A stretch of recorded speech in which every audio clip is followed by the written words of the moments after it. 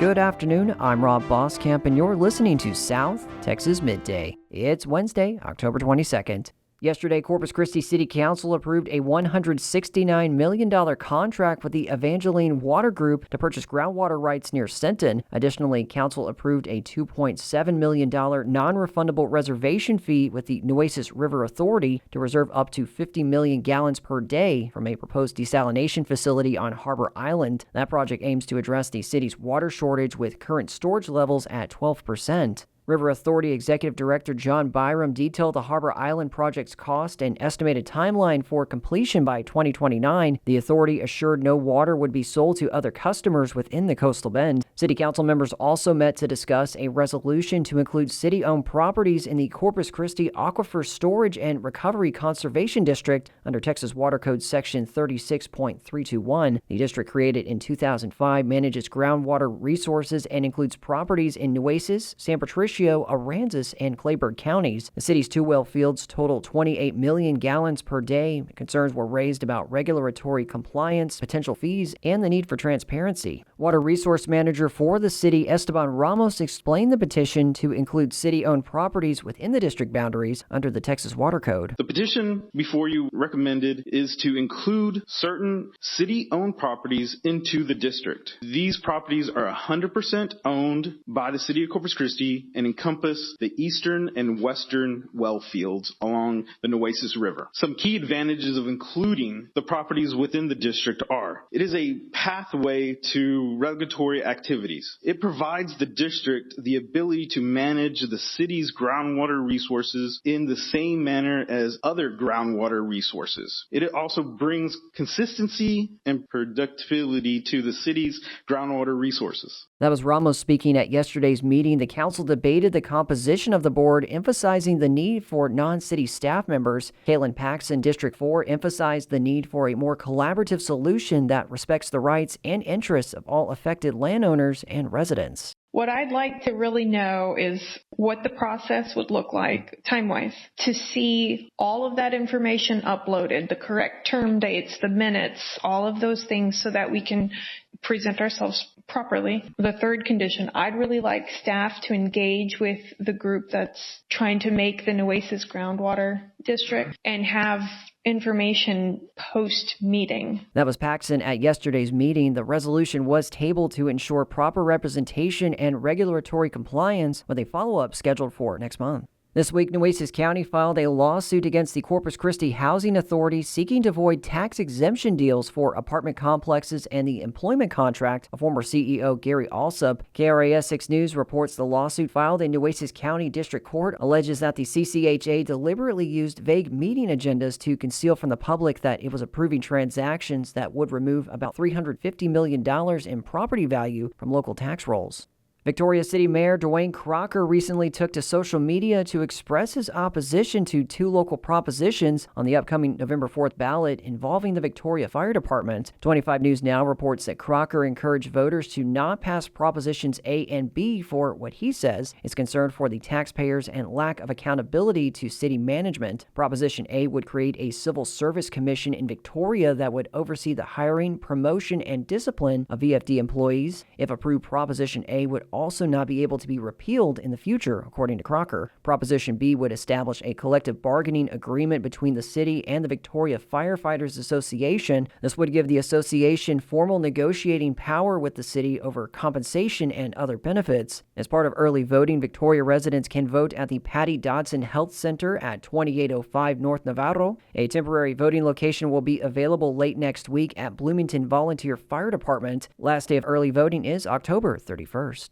Nueces County Water Control and Improvement District 3 voted last night to terminate the water contract for the proposed ammonia plant by Avena Clean Hydrogen in the Robstown and Calallen area. The decision was made during a special meeting and ends a 25-year contract that would have provided the facility with 5.5 million gallons of water daily. KRAS 6 News reports the termination was attributed to current drought conditions. Lake Corpus Christi is currently at 13.6% capacity. Choke Canyon Reservoir is at 10.9% capacity. The district originally signed the contract with Avena in 2023, but officials said they haven't heard from the company in over a year. The Coastal Bend Food Bank is preparing for the likely continuation of the government shutdown. If the shutdown stretches beyond Monday, SNAP recipients will not receive the money they depend on to help pay for food next month. That affects 60,000 Nueces County residents who rely on the benefits. Food Bank Director B. Hansen told KRAS 6 News they are working to keep partner agency shelves stocked. If necessary, the food bank will hold larger distributions at the Richard M. Borchard Regional Fairgrounds in Robstown. The Salvation Army of the Coastal Bend has also seen more families asking for help in recent months. The Salvation Army of the Coastal Bend has also seen more families asking for help in recent months. In state news, the federal immigration crackdown is contributing to weak Texas job growth. That's according to recent Texas Business Outlook surveys by the Federal Reserve Bank of Dallas. Texas Public Radio's Brian Kirkpatrick reports. The findings from the surveys suggest federal policy changes on immigration will negatively impact 1 out of 5 Texas businesses this year when it comes to hiring and retaining foreign-born workers. Madeline Zavodny, an economics professor at the University of North Florida, says there's a lot of fear among the migrant community, especially among those without legal status. They're afraid to go shopping. They're afraid to take their kids to school. They're afraid to go to church. And perhaps most importantly, right now, they're afraid to go to work. Zavodny was an author on a report that grew out of the surveys that found 40% of businesses reported that their migrant employees missed work out of fear of immigration enforcement. I'm Brian Kirkpatrick in San Antonio. Texas election officials say they flagged more than 2,700 registered voters as possible non-citizens. As the Texas Newsroom's Lucio Vasquez reports, this follows a review of the state's 18 million voter rolls using a federal database. The Secretary of State says county officials will now verify each voter's eligibility. Those who don't respond could have their registration canceled. Confirmed non-citizens who voted illegally will be referred to the Texas Attorney General. But voting rights groups warn the federal database, called SAVE, wasn't designed for elections and could mislabel U.S. citizens. Originally created to verify immigration status for federally funded benefits, the database was expanded earlier this year with the goal of preventing non-citizens from voting. A coalition of voting rights groups is now suing over that expansion. I'm Lucio Vasquez in Houston. The Uvalde School District is pushing for video footage taken on the day of the deadly 2022 Robb Elementary School shooting to be released to the public. Texas Public Radio's Maria Navarro has the details. Some video surveillance from the school is in the possession of the Texas Department of Public Safety. Access to the footage is central to an ongoing lawsuit filed by several news organizations for access to documents. School District Attorney David Campbell briefed the school board Monday on ongoing efforts to make the footage public. At the board's direction, we have also prepared a letter to the Department of Public Safety urging that they turn the video or a copy of that video surveillance back over to the district so the board can determine whether that should be released to the public. The district had been scheduled to discuss the future of the Robb Elementary School campus, but pushed the item to its November meeting.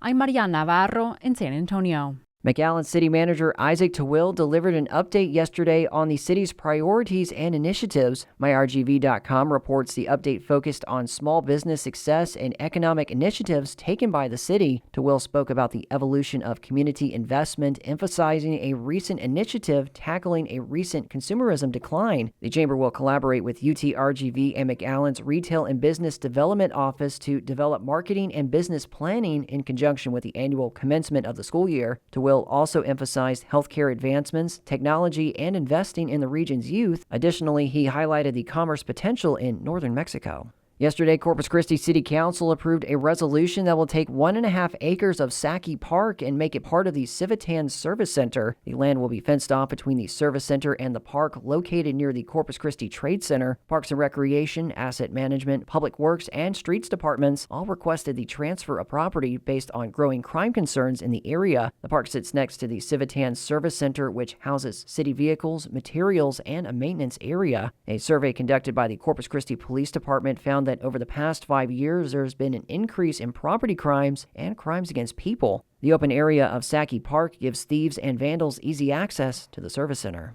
Texas Land Commissioner Don Buckingham told 25 News Now that Calhoun County's Indianola Harvey Repair Project was completed this week. The project was launched to restore about 3,400 cubic yards of sand loss caused by Hurricane Harvey in 2017. The county has worked with the Texas General Land Office's Coastal Erosion Planning and Response Act program since May to restore erosion along the beaches adjacent to the west shoreline of Matagorda Bay. The Las Majadas wind project, a set of windmills in Nueces County, were generating more power than could be used, thus they've been inactive. Now, the Texas Tribune reports that one company plans to bring those turbines to life. Soluna Holdings, a data center developer focused on using renewable energy, recently broke ground on its data center that will be used to manage data for Bitcoin hosting and artificial intelligence. Data centers have sprung up across the state, housing servers and infrastructure that store and process online activity, in part by the growing use of AI. Soluna hopes to have part of the facility running in December, with plans to complete the first phase in summer of 2026.